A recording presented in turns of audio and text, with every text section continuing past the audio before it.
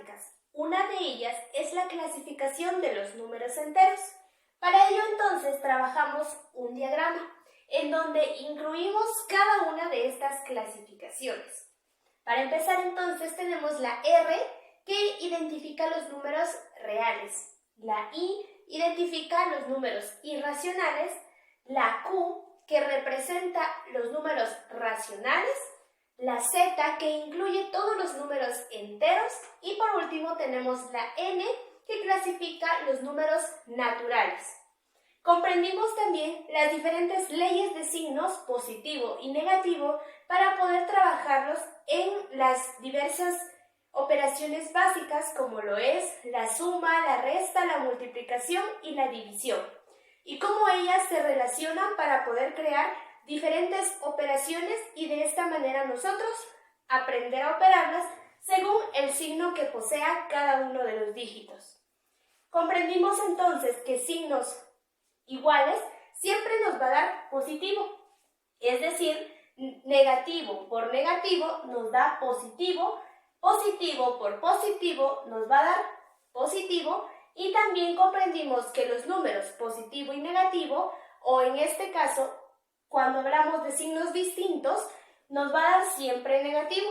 Es por ello que negativo por positivo nos va a dar negativo y positivo por negativo nos va a dar positivo. Ahora entonces que ya comprendimos las reglas de los signos, ahora tenemos un ejemplo de suma y resta para poder operar números positivos y números negativos.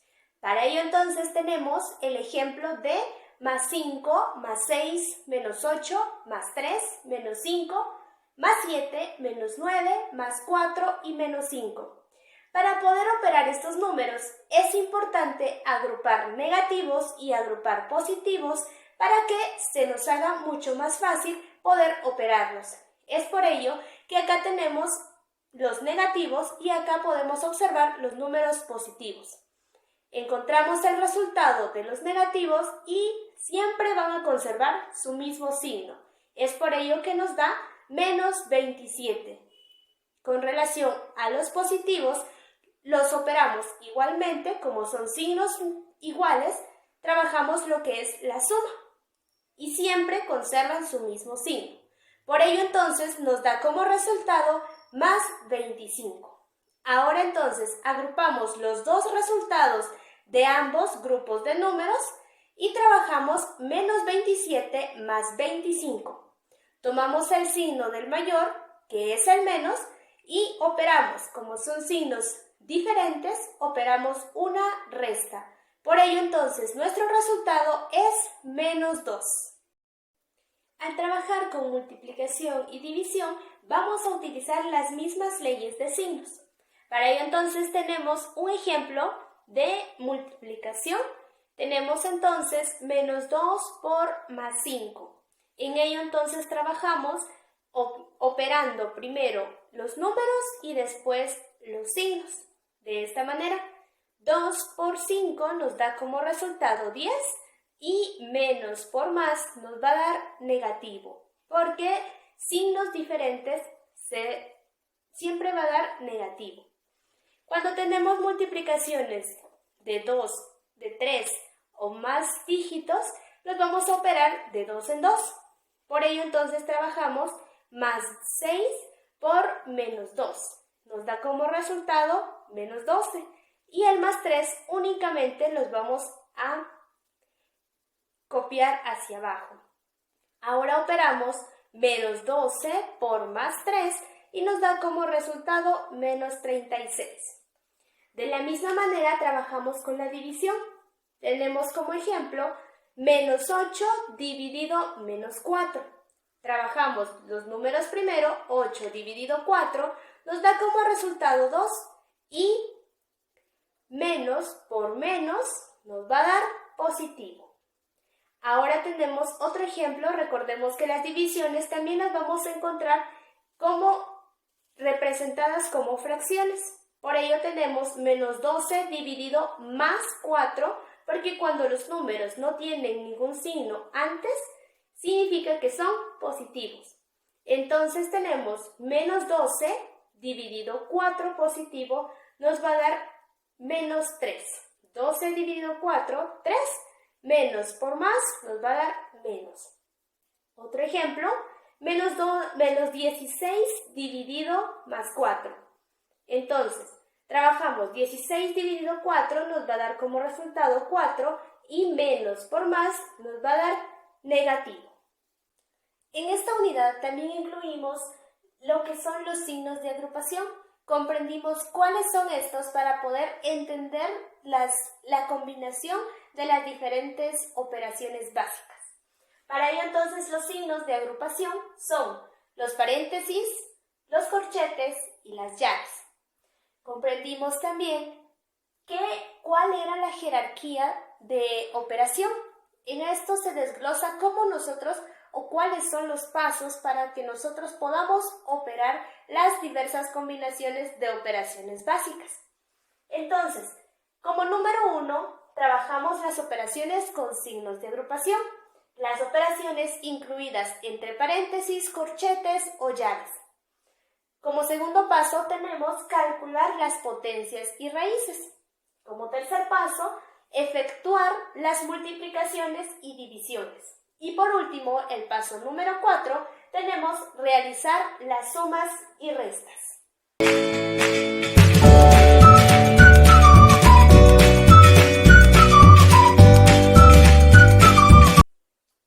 En la unidad número 2, trabajamos el plano cartesiano y las diferentes representaciones de este mismo, conocido como funciones.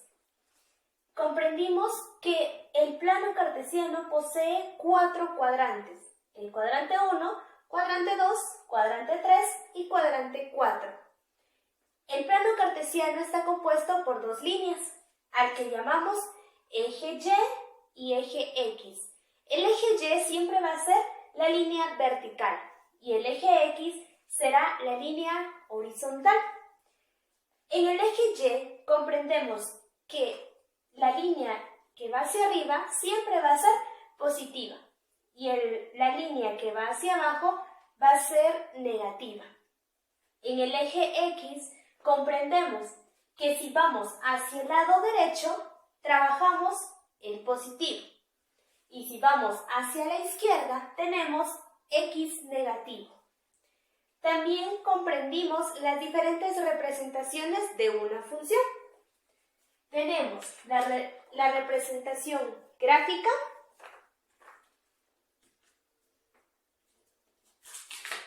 la representación analítica, que en este trabajamos tablas, y también tenemos la representación sagital, en donde trabajamos como si fueran estos conjuntos. Para encontrar la imagen de las diversas funciones utilizamos diferentes leyes.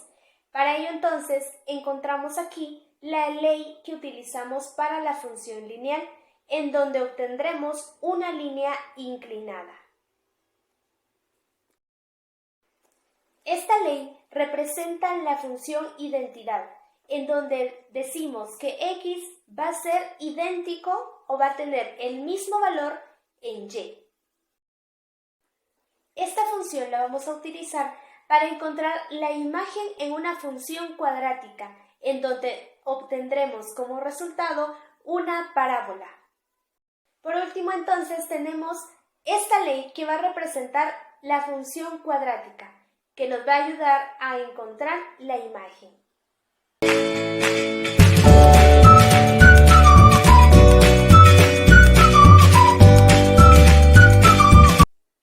En la tercera unidad nos centramos un poquito al álgebra, conociendo qué es un término algebraico y cuáles son las partes que éste posee. Tenemos un ejemplo acá de un término algebraico el cual es menos 21x al cubo por y al cuadrado. Este es un término algebraico porque posee las partes que ahorita vamos a conocer.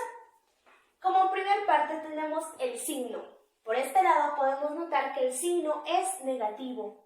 Tenemos un coeficiente, es decir, una parte numeral, que en este caso es el número 21, tenemos variables que identifica o se identifica de esta manera la parte en donde se encuentran las letras. En este caso podemos identificar que las variables en este término algebraico es x y y. También posee exponentes. Sabemos que si una letra no posee exponente, por ende, en álgebra, el exponente siempre va a ser 1. En este caso tenemos dos exponentes. El exponente de la x es 3 y el exponente de la y es 2. Al poseer estas partes, podemos decir que es un término algebraico. También conocimos los diferentes nombres que se le da según la cantidad de términos que posee una expresión. El primero es un monomio. Un monomio posee únicamente un término algebraico. Y el ejemplo que tenemos por acá es 25xy.